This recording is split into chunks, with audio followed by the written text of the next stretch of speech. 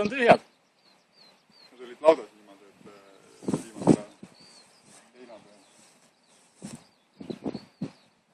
Nüüd lükkab pasale värske võilil. Pasandavad. Aga kas need tüübid saavad ka aru, et nad peavad